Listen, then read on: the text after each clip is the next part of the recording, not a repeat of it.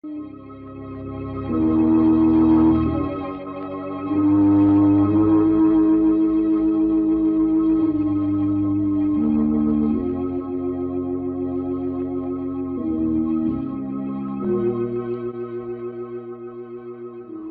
knows what evil lurks in the hearts of men?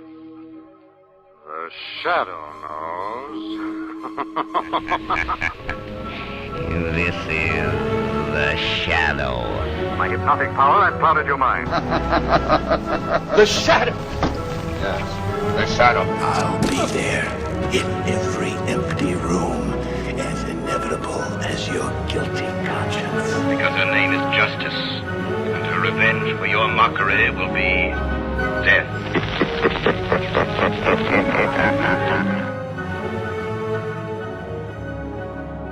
Agents of the Shadowcast report for the only podcast on the internet exclusively devoted to the immortal exploits of the Dark Avenger of the pulps, films, serials, and comics, and of course, the radio. We're talking about the Shadowcast. And probably the biggest news in Shadow fandom, at least assuming this was directed at all towards Shadow fandom, which is very much in question, was the new James Patterson Shadow novel.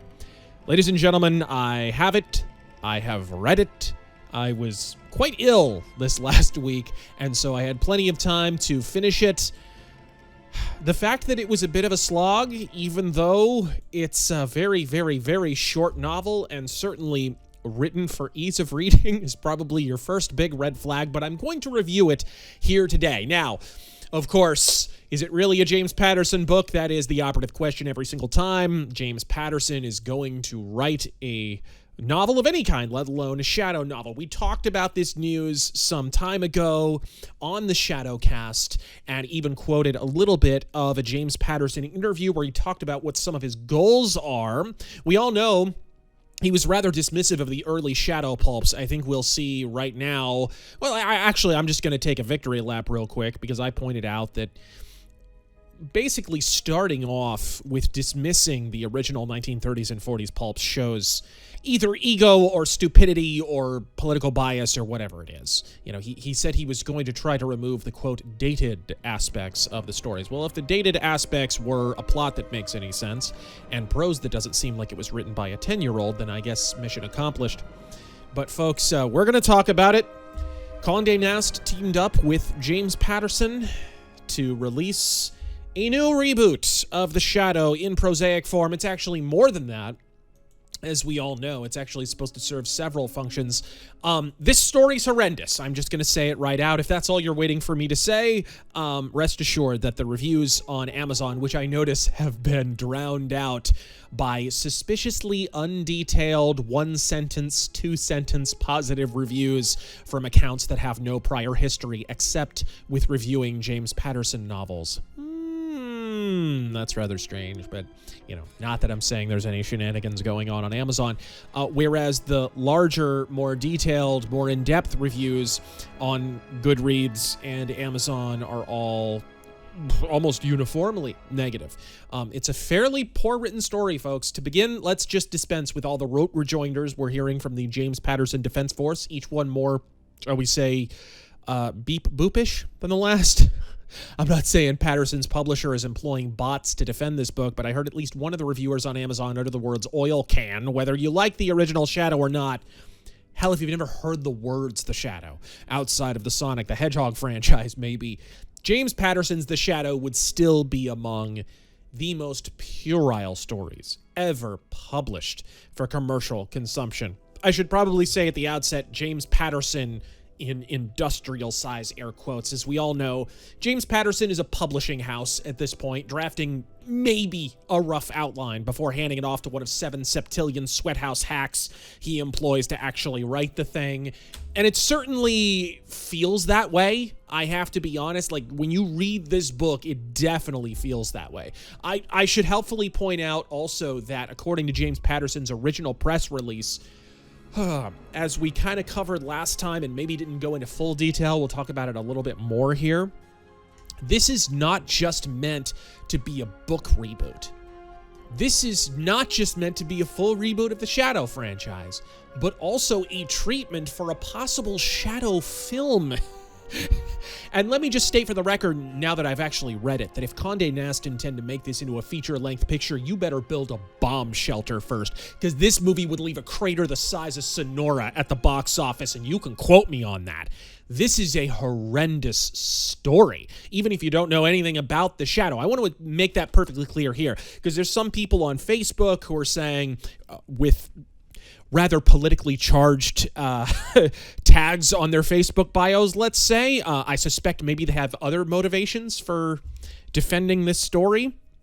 But people are firing back with, well, you know, you guys are just longtime Shadow fans and you just hate it for that reason. It's like, no, I've just read a story or two in my life, and this isn't one. But yeah, let's just throw that out, okay? You know a book is bad when, even with an average chapter length of 1.5 pages, it still feels like a Sisyphean slog just to get through the thing for the duration. I kid you not. There are chapters here that fail to reach a single page in length, and I still found myself going to Stretch Armstrongian lengths to just summon the unbridled will to flip to the next page. I was bedridden. I have nothing else to do.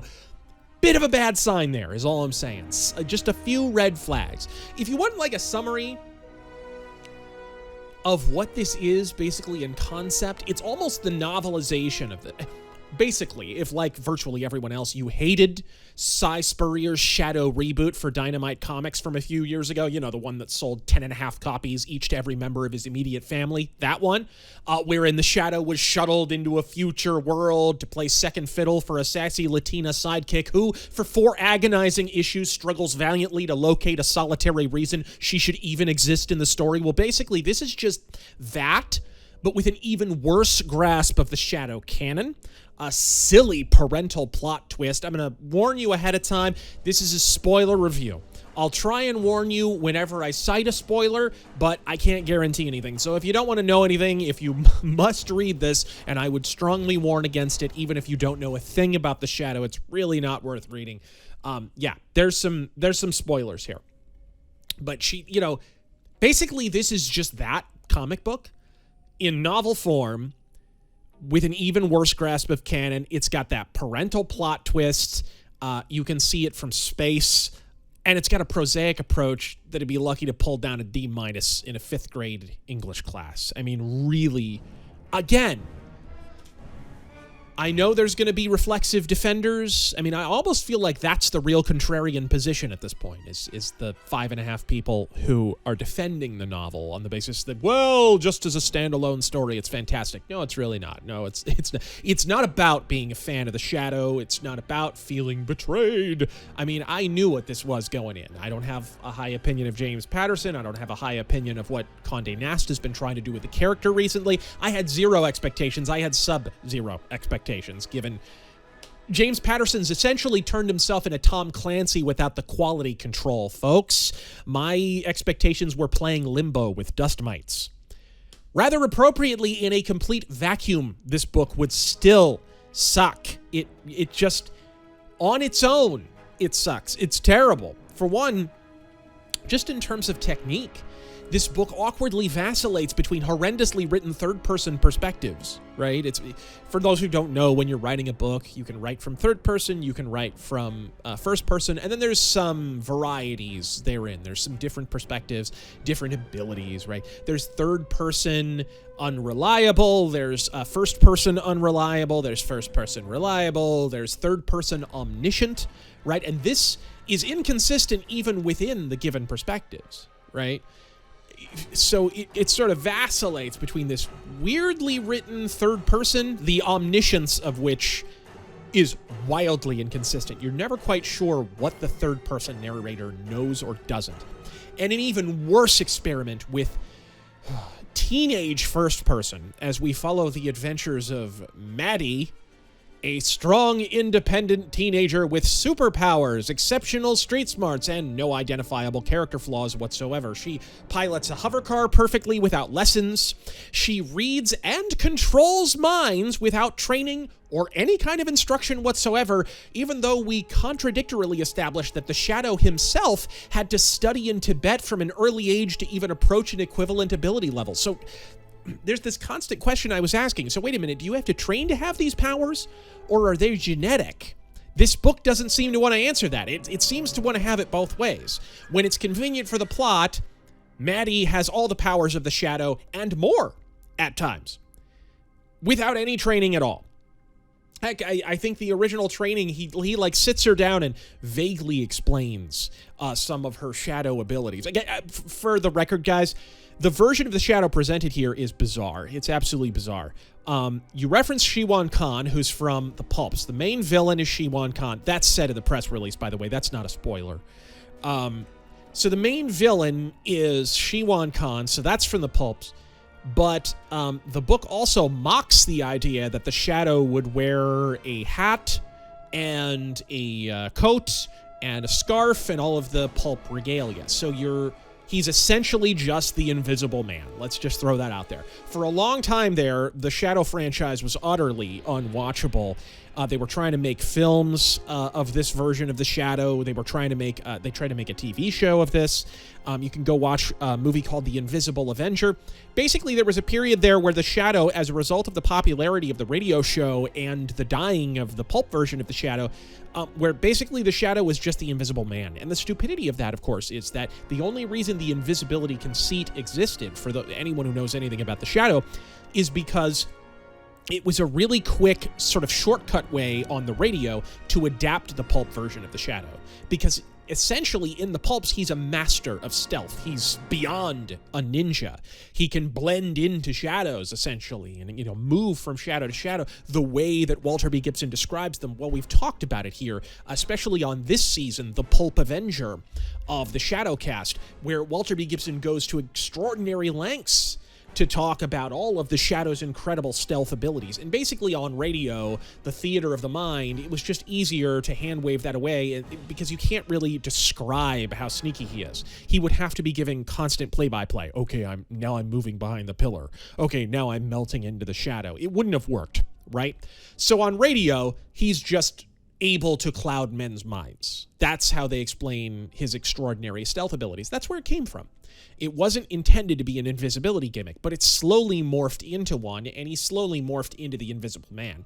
And it's a terrible version of the Shadow. Once he defaulted to just being a guy in a suit who can turn invisible sometimes, which is literally what this Shadow is. He's not Kent Allard.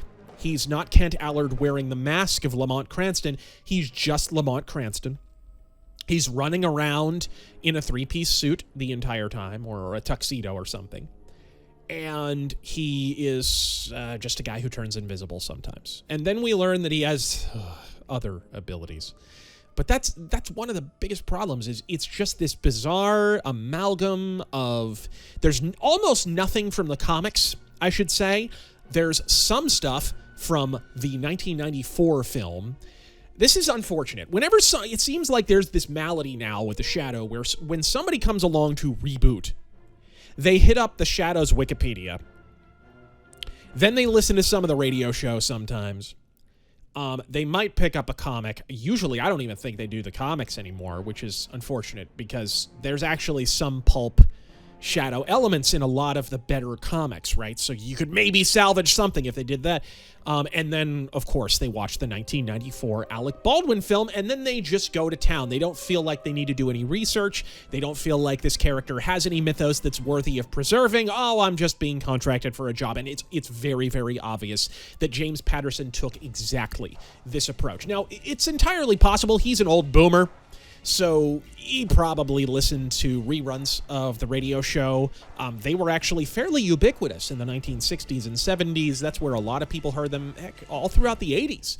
There was a lot of Green Hornet and the Shadow reruns happening on the radio. And it's even happening to a limited degree today, although certainly the internet has sort of sublimated that at this point. But as a result of that, you kind of wind up combining all the things that you're familiar with. And I think in James Patterson's case, he probably grew up with reruns of the radio show. And so what we basically have here is the radio version of The Shadow, which almost nobody is familiar with now, and a little bit of the Alec Baldwin Shadow. Primarily, it's Margot Lane. And spoiler, guys, it's not really a spoiler. Let's be real. You could tell from the synopsis, and this is part of the problem. It's just this entire book is insulting to your intelligence just to read, because you can see where all the plot twists are going. You know exactly where it's going from the opening chapter. But regardless, if you don't want this spoiled, you could probably deduce this yourself. But Maddie is obviously distantly related to Lamont Cranston and Margot Lane. And the reason why I mention that is because Margot Lane is the blonde Margot Lane, which is only featured, to my knowledge, in some of the comic book adaptations that came out after the movie, and primarily in the 1994 Alec Baldwin movie. So this is sort of it's a weird mix of, it's mostly the radio, it's then there's a little bit of the 1994 film thrown in, and then there's especially with his literal ability to turn invisible, that happens in the Alec Baldwin movie. And then there's some really weird shit that we'll talk about in a moment. Pardon my French. That is far and away one of the worst things about this book in general. The backstory establishes that both Lamont Cranston, because, yeah, like I said, Kent Allard no longer exists, and Shiwan Khan honed their abilities in a Tibetan monastery in adolescence. Some of that probably sounds somewhat familiar. I guess that's taken from the comics a little bit. The Shambhala stuff is sort of alluded to. Kind of. I don't even know if they use the name or not. And then Lamont is suddenly lobbing fireballs and transforming into a frickin' cat. I kid you not. And they hand wave it all away with, well, I guess I just have genetic aptitude and I'm learning new abilities. Like, wait, then why did you spend 17 summers locked away in the mountains of Tibet when you could have pooped out plot-convenient powers at whim? Especially when Maddie is doing half of the above without so much as a learning annex refresher course on the subject, or even any kind of explanation of psychic phenomena whatsoever. So why did you go to Tibet? Like, these guys should be doing no business at all up in Tibet. Those monks should have nobody coming up to visit them. Guys, this is really terrible. Whether you like The Shadow going in or not, whether you expect it to be an earnest representation of the original Walter B. Gibson pulps or not, it's just really terribly written, just to really hammer home how utterly inane the prose is. I mean, this, I think, is the worst offender. As bad as the plot is, it kind of meanders around, by the way. They introduced a few characters who never pop back up again. You can always tell when somebody outlined a story and then somebody else took over because they're afraid to mess with the outline, which means probably what happened is James Patterson handed the outline to Brian Sitz, by the way. I'm gonna say his name because he deserves, frankly, blame at this point. He's essentially the real writer. James Patterson doesn't write his own books. And so probably what happened is James Patterson gave him the outline, introduced some of these characters, and then they never popped up again because Brian Sitz was afraid to change the outline. Oh, crap, James Patterson just gave me an outline. What am I going to do? Be presumptuous enough to change it? You know what I mean? So I think that might be the explanation. Either that or just plain clunky writing, because there's no evidence that Brian Sitz is particularly adept in his prosaic style, certainly. And I say this, by the way, now as a published pulp writer. For those who don't know, I do the Night Vale series. I have the first novel of which was The Long Moonlight. Came out not that long ago, did insanely well, beyond my wildest expectations. Thank you again to everybody who bought it. It was very inspired by The Shadow, so I kind of know what I'm talking about. I'm not a professional, well, I guess I technically am, but I don't consider myself a professional writer, but I can still identify when prose is terrible. And just to demonstrate this, and so that I'm not feeling like I'm like, I don't know, beating my chest and claiming a bunch of clout that I haven't earned, I'll just read these for you, just to really hammer home how utterly inane the prose is. Let's compare two readings. One from James Patterson's The Shadow, And then I think I'll do one from a Shadow Pulp I'll be reviewing this season. I've got it right next to me, called The Silent Seven. That'll be coming up later this season. It's the second half of The Death Tower, I believe. Keeping in mind that Street and Smith were admittedly writing primarily for an audience of preteens and adolescents, while this recent book is allegedly for adults. So I'll go ahead and read this, and I won't even pick a particularly scintillating passage. I'll just pick the very beginning here of The Silent Seven. I think it's literally just an old man walking up to a house. The Silent Seven, Chapter 1, Death at Midnight. A chilling night drizzle swilled through 81st Street. It enshrouded the wizened figure of an aged man pausing before a brownstone house. He leaned on a silver-headed cane and pulled the collar of his heavy coat closer about his ears. His thin, parched lips moved soundlessly in a continuous muttering. The house, a relic of other times, even as the figure that stood in the darkness before it loomed gloomily, like a mammoth mausoleum. The old man seemed to dread entering it. Fear shone on his mummified face. Then, with sudden effort, he climbed the steps with a crab-like, sidewise gait. His trembling finger pressed on the polished doorbell. It's pretty simple, just a couple of paragraphs there. I won't bore you guys to tears with too long of a reading, but that's pretty basic. It's just a guy walking up to a doorbell, but you can see what I'm talking about. Walter B. Gibson was a master of mysterioso atmosphere, and if you're going to bring the shadow back to prose, you have to get in touch with that. There has to be an element of mysterioso, because why would you do it? He originally debuted, or technically, it was his second debut, right, in pulps. He debuted in prose less than 1 year after he first appeared on the radio as a ghostly narrator, and so there's a very established style. But you can see there's some advanced words there, but nothing that would blow the mind of a teenager, right? A teenager and a preteen could sort out what a lot of those words mean. Mummified wouldn't be hard to figure out. Every kid knows what a mummy is, right? Nothing too crazy, but a lot of atmosphere. And more importantly, not condescending to anyone.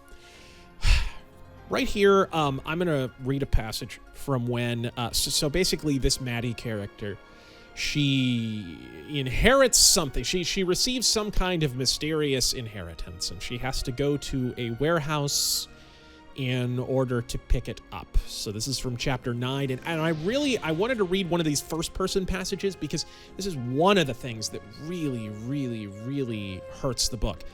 It's a strange, disjointed storytelling style. It's awkwardly written. It's just not... It's an inexpertly crafted book in general. You'll see. It kind of vacillates, and the voice is very inconsistent. And it's also like... It sounds like a middle-aged man trying to sound like a teenager. You'll see what I mean. So, chapter 9. "Please," he says, opening the door just a little wider to invite me inside. I notice that he checks behind me to see if there's anybody else. He's kind of pudgy, with a pasty white face. He looks like he's been trying to grow a beard for a while, but still hasn't produced much foliage. I step inside, and right away I realize that this is a grade A textbook setting for a pedophile lair. This wasn't a very bright move on my part. I do a quick look around. There's nothing obviously evil in sight, but I pull my scooter off my shoulder and hold it in front of me just in case. "Okay, what's going on?" I ask. "What's this place about? Who are you?" "I'm Dr. Fletcher," he says. "Julian Fletcher." He holds out his hand. I shake it. It's slick with perspiration. That's about as advanced as the vocabulary gets, by the way, perspiration. I can tell he's more nervous than I am, and that shifts the power dynamic a bit. I put down my scooter. He looks me up and down, but not in a creepy way. Then he focuses in on my face, like he feels he should know me. So I actually gave the other book a little bit more leeway than I gave the original Walter Gibson. But you can see what I mean. Like, the vocabulary level, the most advanced word there was perspiration. And I think anybody who's used antiperspirant knows what that means, which a preteen absolutely would. This is like a young adult novel. It's not even... To be fair, that passage probably loses something without a deer penthouse in front of it, but you see what I mean? As awful as this is for fans of The Shadow, You needn't even be one to comprehend how horrendously written the James Patterson Shadow book actually is. It's written for like a pre-K reading level, if that, and sports a pseudo-cyberpunk aesthetic, sans the cyber and the punk. That's another weird thing about it. It's trying to be a cyberpunk book, and it's really not. Look, I love cyberpunk. I wrote a foreword for a tabletop RPG adaptation of Altered Carbon. A lot of you might know that from Netflix. There was a Altered Carbon series. It's a modern cyberpunk book. The books I don't think very much of. I've read a few of them, but I like cyberpunk. I have a background with it. My favorite film is Blade Runner. You guys can go watch my film Noirchives on Blade Runner. The only Blade Runner movie, by the way. But you guys can go watch that if you want to see my thoughts on it. But point being, I know cyberpunk, and I've read a lot of books that cyberpunk is based on. I've read some Neuromancer. I've read a lot. I've read pretty much Philip K. Dick's entire bibliography. He's really, to me, the father of cyberpunk.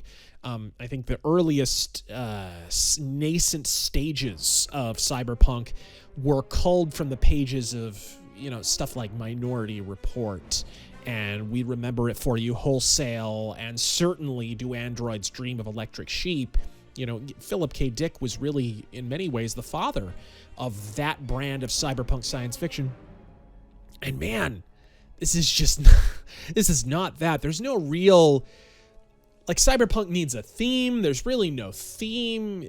It's weird. Patterson or his sweatshop slave Brian Sitz, they seem to think all you need to be cyberpunk is an inexplicably tyrannical government that is essentially evil and corrupt for no good reason. Why do we have a world president? By the way, Shiwan Khan is the world president. There's your spoiler. It actually already says that in the synopsis. Again, not really a spoiler. It's funny, doing this review, I thought I was going to have to avoid spoilers, but honestly, they give away most of it in the synopsis. You can deduce from the synopsis that Maddie is clearly related to Lamont Cranston and Margot Lane, and it's bizarre that they actually try and play that out and don't reveal it to the end of the book. What? And they almost sort of kind of maybe were beginning to try and misdirect, stop you from understanding that, but they actually never create a red herring that you would convincingly follow, so you're just left to assume, the entire book, that she's obviously Lamont Cranston's distant granddaughter or whatever, and then at the end of the book it turns out, yeah, that's exactly, it's silly. I almost would have gone the other way with it if I were writing it. I would have had it be, no, you're not my daughter, but now that we've gone through all of these travails, you're effectively my daughter. And to me, that probably would have been more, that would have tugged on the heartstrings more or something. But, again, I'm thinking way more deeply about this than the people who wrote it, to be honest. But, there's just so many questions that are up in the air. Why do we have a world president? Who installed this government that essentially does nothing but enslave, murder, and assail its citizens? Is it entirely possible this government didn't originally do any of these things, but began by promising lots and lots of free stuff, which is usually how dictatorships start? All these questions and more, James Patterson does not even attempt to answer, I suspect for very obvious, very political reasons. This is the guy who co-wrote a couple books with former president, but you can see what I'm alluding to all the same. The Shadow Pulps, again, written for a genuinely juvenile audience in the 30s, feature villains with infinitely more complex motivations. He wastes corrupt politicians in more than one story. I was just reading one the other day. It's a guy kind of masquerading as, I think he's a mayor? I can't remember. It's been a little while. But here, the bad guy is just bad. We never explain it. Nor do we explain how Shiwan Khan lived this long. He's been waiting out Lamont Cranston. There's kind of a vague allusion to if he becomes super powerful, then he just doesn't age. It's okay. Well, if Lamont Cranston is of equivalent ability to Shiwan Khan, then why did he need to be reanimated in the future? By the way, spoiler, that's essentially the plot conceit. He's thawed out in the future. Like I said, it's basically the Cy Spurrier comic, essentially the exact same thing. We're now in the future. He's been in some kind of hibernative state for a long time, and the sassy young female sidekick is the only one who can bring him out of it. But you see what I'm getting at here. It doesn't really make any sense. He needed that plot device to thaw him out in the future.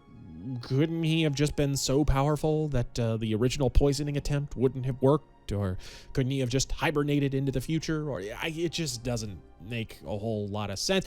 There's also a weird thing in that Shiwan Khan has a henchman who's like essentially a professional poisoner. And this is a plot device throughout the book. I won't spoil how, but, you know, it is what it is, as if you're ever going to bother reading this turd. But he's got this poisoner guy who's, he apparently has to engage in order to poison people. So suggesting that Shiwan Khan does not have an expertise at poison. But the entire reason Lamont Cranston and Margot Lane had to be put into suspended animation and thawed out in the future was that Shiwan Khan poisoned them. Now, that was in the 30s. This henchman would not have been alive, presumably, unless he has superpowers and he can live super long, which they never explain. So what's again, plot holes upon plot holes. It's a really, really, really rough plot. It doesn't make any sense. There's never any explanation, like, how did he live this long? How did he come to power? He's just bad. And then they have a lightning bolt fight in Times Square. Yes, you heard that correctly. And of course, the sassy young female sidekick is the one who actually wins. It's rough, guys. It's really rough. I can't recommend highly enough that you avoid it. I'm sorry, honestly, to break up this season of the Shadowcast with a review of this, but it's not good. I read the entire thing. No, none of the Defense Force. I don't want to hear you guys say, oh, you're just bashing it to bash it. I mean, I wasn't.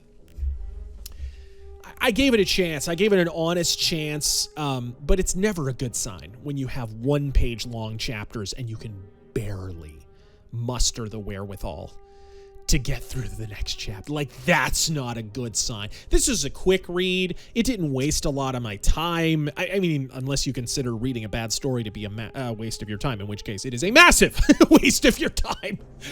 But holy moly, it's really, really hard to get through. I mean, there's not a whole lot else to talk about. There's some... you could read some political stuff into it. There's obviously a bit in there. Oh, okay. There's also a problem with Lamont, and here's another further evidence that I don't think James Patterson read one issue of the Shadow Pulps. If he had gotten to the second Shadow Pulp, Eyes of the Shadow, if he had gotten to number 2, he would have seen that Lamont Cranston's mansion is in New Jersey, right? Like, we all know that. And for some reason, for plot convenience or symbolism or whatever, the world president, Shiwan Khan, he has taken over Lamont Cranston's old brownstone. He lives in a brownstone now in New York, not in New Jersey. So absolutely bizarre, very strange, very little has changed. Oh, man, it's not good. I don't recommend this, guys. I don't. I'm sorry. It's, you know... I said in my original Shadowcast, you know, let's hope for the best, but it's clear James Patterson didn't even write this. I suspect even James Patterson was probably given notes from Condé Nast, because this kind of has some corporate fingerprints on it. It's very whitewashed. Very, very whitewashed. There's a little bit of 2017. Like, I suspect a lot of this was written in 2018, probably when Donald Trump was still president. So I think there's a little bit of that in there, a little bit of, coastal angst, kind of very, very weird, and kind of misplaced. And you can see, like, there's no attempt to dig deeper. This is probably what I find most unctuous. It's that they attempted to do cyberpunk, and then they really didn't have a theme to go with. Like, they didn't really have a message for it. They didn't want to make a point about the surveillance state, because James Patterson probably supports it. They didn't want to make a point about paranoia or corporate power. I mean, they kind of make a clumsy one, where there's a scene where Shiwan Khan meets with a bunch of power brokers and people from around the world. And it's suggested that they're industrialists and members of corporations. That's about as close to some kind of message about corporate power or whatever as you could possibly muster, which is, you can see what I mean. Like, it's a weird kind of, it's like white bread cyberpunk. They're not trying to make a point. There's nothing particularly controversial. It's like it's trying to be political without being political. Very strange. Very, very strange. Maybe because they saw how Cy Spurrier's comic was received, because this is essentially just Cy Spurrier's comic. Cy Spurrier was a bit more out front with his political inclinations. You guys, I haven't reviewed Cy Spurrier's 2017 Dynamite Comics reboot. It's called, I think it's collected as Leviathan. Not to be confused with one of the greatest Shadow comics, In the Coils of Leviathan by Michael Kaluta, but in that comic, essentially, the Shadow goes into the future. It's kind of a dystopian future, not quite cyberpunk, maybe a little bit, I don't know. But there's roving racist gangs for some reason that are searching out sassy Latinas with side shave haircuts. Very, very, very bizarre. And they're all wearing weird red scarves. And man, Simon Spurrier, I don't know what he was on apart from his own political bias. It was very strange. It was very strange. This doesn't go quite that far, but it does essentially follow the exact same plot. If you're looking for the Shadow of the pulps, if you're looking for this essentially to be a modern pulp, about as close as it's going to get is that it has short chapters. To be honest, most of the Walter B. Gibson Shadow pulp novelettes, pulps, whatever you want to call them, most of them have longer chapters than this. I mean, these are really short. I'll just flip to a random one. I mean, right here, I'm on page 21, and this is one of the longer chapters at 4 pages. 3.5. Sorry. 3.5 pages. I mean, it is really, really dumbed down to a mass audience. This is rough. I mean, you literally had pulps that were written for children, and this is somehow even more childish and insulting to your intelligence. I suspect this book didn't do that well. The fact that they had to damage control on Amazon, that they have bots basically beefing it up with phony scores, tells me probably didn't do that well. I didn't hear a whole lot of buzz about it. Yeah, they got the typical write-ups on websites and in publications that nobody reads or goes to anymore, but I don't know. We'll see if it gets a sequel. I mean, look, if it made enough money to make it back, who knows? Maybe it'll at least justify further books in this series, but I tell you what, from the crummy young adult cover art to the actual contents of the book itself, the purported book itself, I don't intend to cover any prospective sequels, and I would strongly suggest to Condé Nast that they probably should not pursue them. Hey guys, I am a published author, by the way, who is a big fan of The Shadow and actually reads the pulps, just in case anyone's out there listening. Not that you would be encouraged to after listening to this review. I'm sorry, agents. I'm sorry I had to subject you to this, but, I took the bullet. For all of you, I knew you guys wanted to hear my thoughts. I know a lot of you were really leery. I heard lots of messages from you. I read a lot of messages. By the way, you can check us out on Facebook. The Shadowcast is on Facebook. You can look that up. There's a link, I believe, on our YouTube page. You can head there wherever. Guys, it really, really, really is not worth picking up. I hate to confirm that, but it's not. I mean, even if you had a young kid who just needs something to read, it's pointless. It's not even particularly, just honestly, I would recommend handing them a pulp, or even recommend one of the more recent pulps, one of the ones from like the brief revivification of the character in the 1960s, Return of the Shadow or something. Like, I just do not recommend this for kids. I don't understand the need to condescend to your audience. I really don't get it at all. I remember reading stuff like Redwall and the Bellmaker, and looking back, a lot of that had crazy prosaic asides. Brian Jakes didn't condescend to you when he was writing kids' books. Reading L. Frank Baum novels, you would almost think he was a professor of literature, reading those at this point. I don't understand. Have we gotten that much less literate when we literally are all walking around with smartphones and essentially have a thesaurus in our pocket anytime we wish to employ it? I don't get it. I don't get it at all. But so there it is. James Patterson, in air quotes. Let's give credit or blame where it's due. Brian Sitz, The Shadow. Crime has a new enemy, and hopefully never again. If you really want to read a book where the Shadow never wears his outfit, never uses guns, actually seems to have some distaste for guns, is essentially just the Invisible Man And usually when he's doing his crime fighting thing, it just wears like a black leotard. Not even kidding. Almost a superhero outfit. He wears like a cat burglar outfit and a ski mask. A frickin' ski mask, guys. The Shadow in a ski mask. How does that rank up there with like the Archie superhero Shadow? That is rough. That might be one of the worst Shadow outfits ever, but if you really want to read a version who's lobbing fireballs and can turn into a common house cat, yes, he's actually a shapeshifter later on in the story, and I want him to duel with a Shiwan Khan who is in no way identifiable from any prior version presented in the pulps or in film, with one fleeting nod to the 1994 Alec Baldwin film and absolutely zero nods to the pulps, then, boy... run, don't walk. This story was tailor-made for you. I can't believe how horrendous this is. We will return. I'm sorry for the lengthy pause between episodes of the Shadowcast. This book actually held me up.